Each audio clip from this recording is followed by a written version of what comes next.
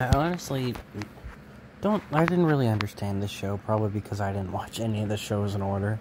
Just watched straight 2 seasons of Punisher, 3 of Daredevil, 2 of Luke Cage. So, yeah, obviously I didn't know too much about what was going on. But apparently some of the shit that happened in Luke Cage and Daredevil is because of this show. Like Misty losing her arm that I complained about. I don't get why a spin-off is going to have major things happen. Of course, you can have a few things here and there, but something like Misty losing her arm in another show, and a main character like Stick dying. Well, he wasn't a main character. He was an important character dying, and then Elektra dying too, and not even returning for Season 3. They showed her for 2 seconds in the beginning of the Daredevil episode. First episode of Season 3, and then they're like, yeah, she doesn't exist anymore. We're done with this. They talked about her 1 or 2 times, but she didn't really matter after that one scene. Anyway, let's get to the important part. There is a lot of shitty dialogue in this. There is one where Iron Fist is about to fight Daredevil, and Daredevil tells him to calm down, and he says, "That's the problem. I'm all out of calm." Like, did they seriously write that and think that was a good line? There's another one where Jessica Jones is trying to say that they're not really a team, because the only reason they fought together was because they had to. She went upstairs. Iron Fist was the only one that really didn't choose to be in the fight. Luke Cage broke the door down to help Iron Fist. Daredevil ran upstairs to help.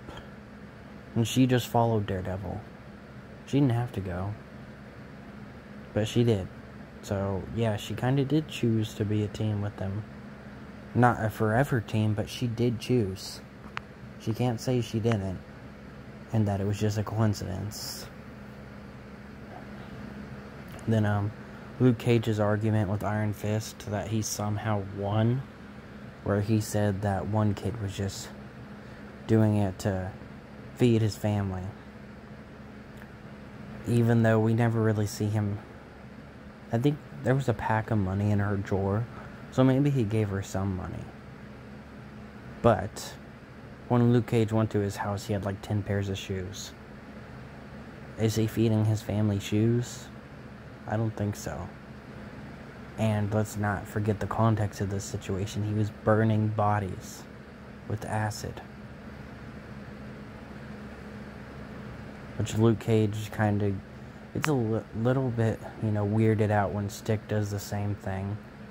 His Stick was just doing it with a criminal that was going to kill Iron Fist. Like, okay, Luke, you got your values right.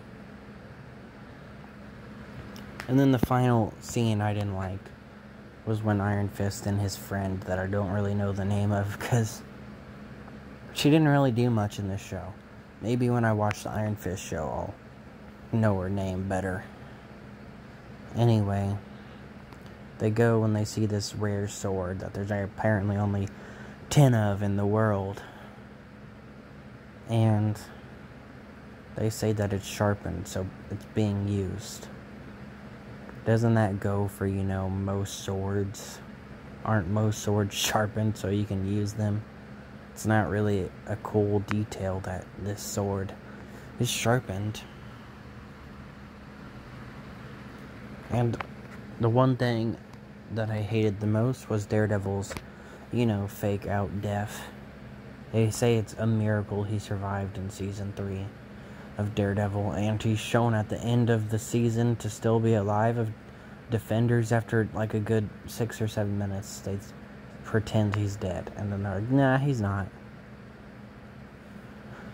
The whole him surviving thing could have been solved really easily with one of the characters. Can you guess who? Luke Cage.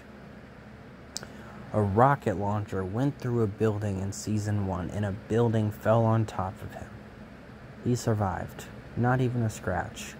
Of course, the building wasn't huge like this one, but I'm pretty sure it's going to be about the same thing. He could have stayed there and tried to help Daredevil. covered him. Now, Luke Cage might get hurt from this, I doubt it. Or Daredevil might get crushed under Luke Cage's weight since it's a giant building falling.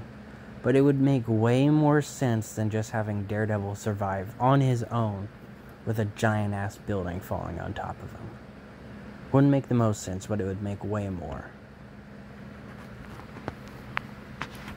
And, you know, I really don't want to watch the Iron Fist show now. I really like Iron Fist. Don't like the actor who plays him in this.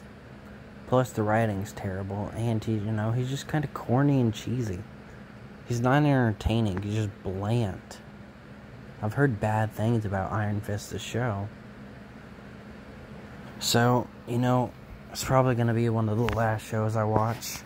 About to watch Jessica Jones and probably watch Wolverine and the X-Men and start the X-Men series. I've already seen all the X-Men movies except for Dark Phoenix. I've seen all of them.